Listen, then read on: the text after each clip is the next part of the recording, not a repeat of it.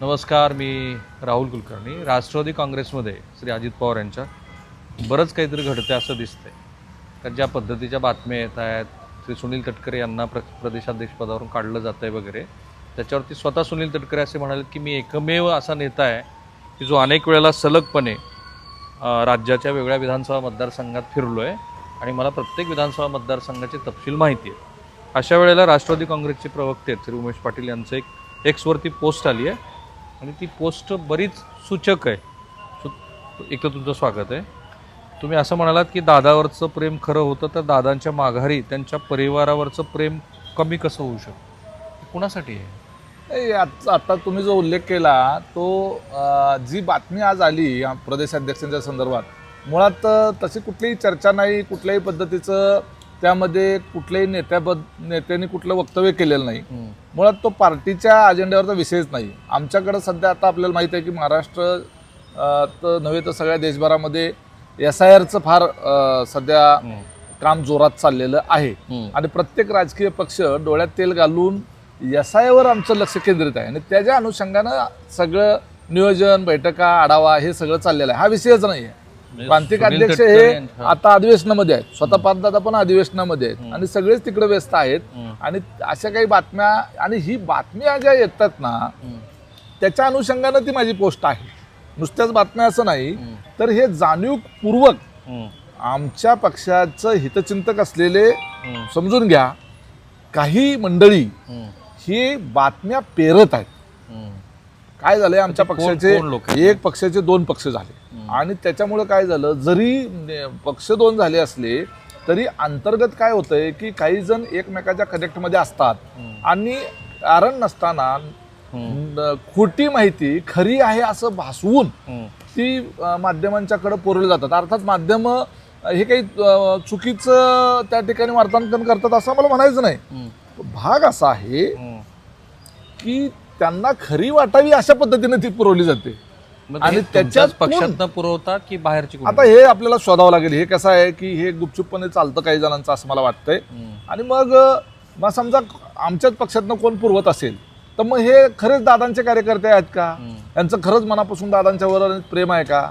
माझं स्पष्ट मत असं आहे की ज्यांचं खरं दादांवर मनापासून प्रेम होतं आणि निस्सीम असं प्रेम होतं, निस्वार्थी प्रेम होतं, त्यांचं तसंच प्रेम जे आहे त्या परिवारावर असायला पाहिजे, हे माझी धारणा आहे. आणि ते इतकं उमेश पाटलांनी इतकं ते लिहिलंय की याच्यानंतर मला वाटतं की बऱ्याच जणांना हे किती सूचकपणे लिहिलंय. आदरणीय अजितदादावर निस्सीम प्रेम करणारे हजारो कार्यकर्ते आजही आहेत. दादांनी आपल्याला काय दिलं, किती प्रेम दिलं, किती जपलं याची जाणीव ठेवून दादांच्या माघारी दादांचा परिवार हाच आपला परिवार या भावनेनं ते निस्वार्थपणे उभे आहेत, पाटील लिहित आहेत. पण एक गोष्ट मनाला प्रचंड वेदना देते. दादांच्या नावावर, दादांच्या विश्वासावर आणि दादाने दिलेल्या संधीवर आयुष्यभर मोठे झालेले काही लोक दादांच्या परिवाराला मानसिक त्रास होईल असं वातावरण निर्माण करत असतील तर मनात एक प्रश्न निर्माण होतो की यांचं दादावर खरंच प्रेम होतं का, की दादा सत्तेत होते तोपर्यंतच ते प्रेम होतं? आता हा प्रश्न अजित पवारांच्या कुटुंबातल्या सदस्यांनाही पडू शकतो, सुनेत्रा ताईंनाही पडू शकतो, पार्थ पवारांनाही पडू. कधी चर्चा झाली तुमची त्यांच्या दोघांकडून? आमची चर्चा तर सातत्याने होत असते. याचा मागचा अर्थ असा आहे की माझी भावना अशी आहे की दादांनी खूप जणांना, खूप लोकांना मोठं केलं, पक्षातल्या पण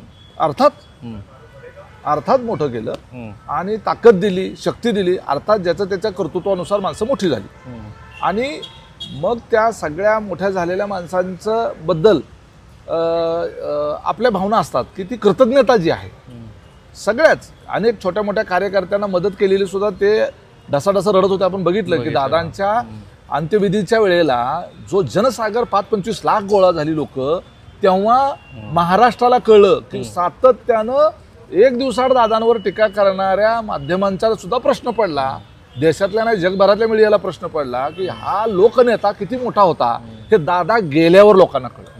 आणि एवढं कार्यकर्त्यांना प्रेम दिलेला हा आणि कार्यकर्त्यांना ताकद दिलेला हा नेता आज त्या परिवारावर काय गदा कोसळली असेल. आज सुनेत्रा वहिनींचं जे दादा असतानाचं रुटीन हे 360 डिग्रीत बदललं आणि हे 3च दिवसामध्ये म्हणजे रडायला सुद्धा वेळ मिळाला नाही दुःख व्यक्त करायला वेळ मिळाला नाही त्यांना आणि त्यांच्या परिवाराला. थेट डायरेक्ट एवढा मोठा हा दादांचा परिवार सगळ्या महाराष्ट्रभर पसरलेला, ती सांभाळायची जबाबदारी त्यांच्यावर आली. अशा काळामध्ये जबाबदारी काय आहे तुमची आमची?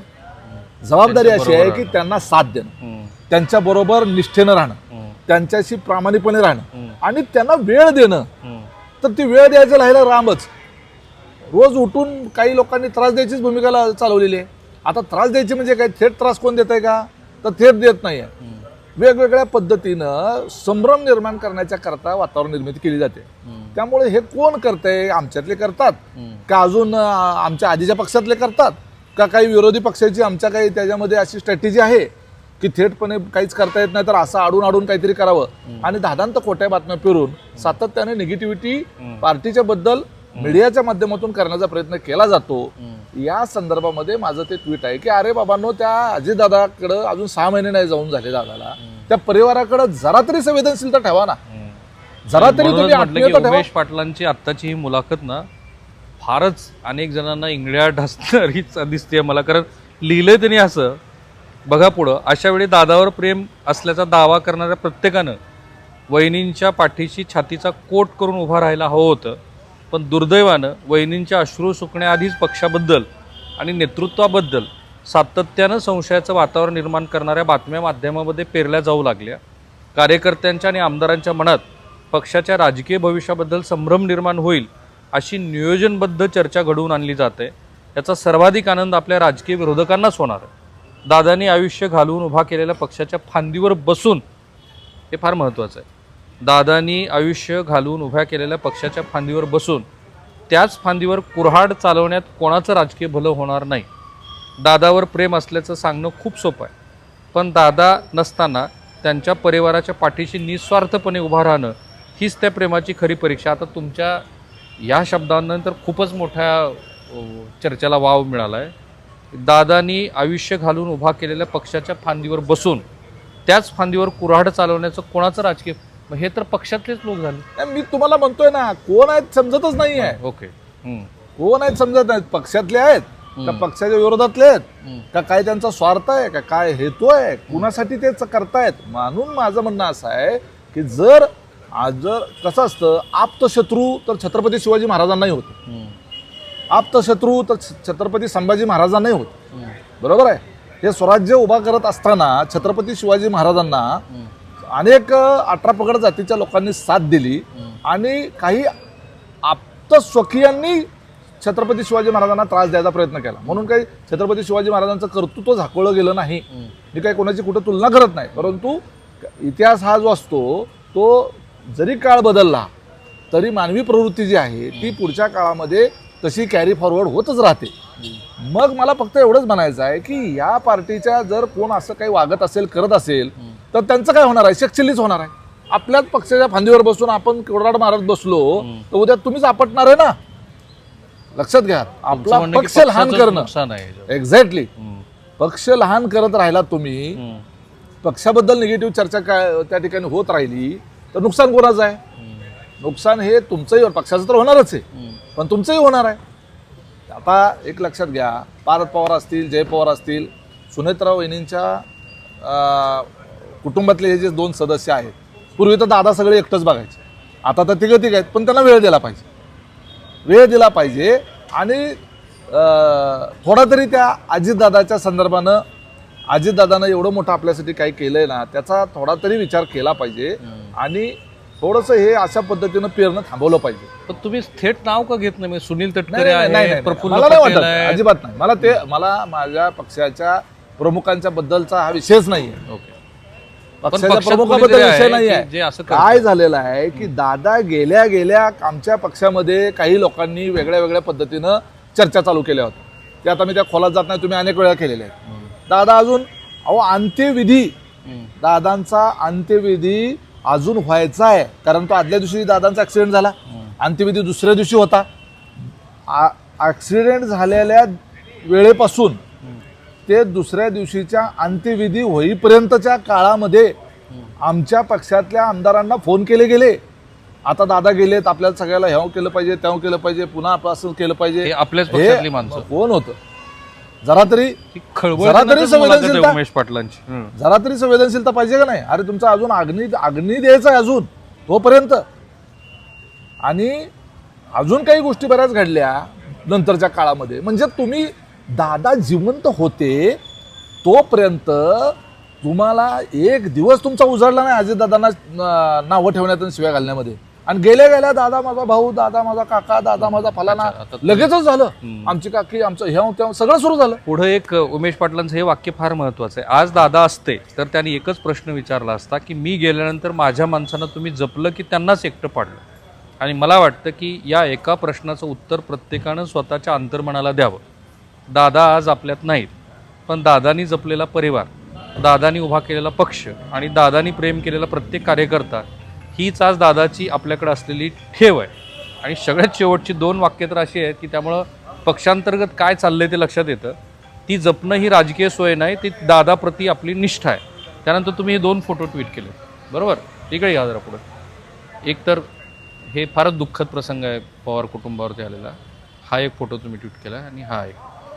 आता ह्याचा अर्थ असा होतो की जे राजकीय विरोधक आहेत त्या राजकीय विरोधकांनी तर त्यांचा जे काही राजकीय अजेंडा आहे तो हे केला, पण पक्षांतर्गत सुद्धा ज्या लोकांबद्दल अजित पवारांनी सगळं त्यांना दिलं वगैरे वगैरे ते लोकसुद्धा पक्षात ह्या पवार कुटुंबातला त्रास देतात असा त्याचा संदेश जातो, नाही जात? अरे कसं आहे, तुम्ही कसं घेता त्याच्यावर ते आहे.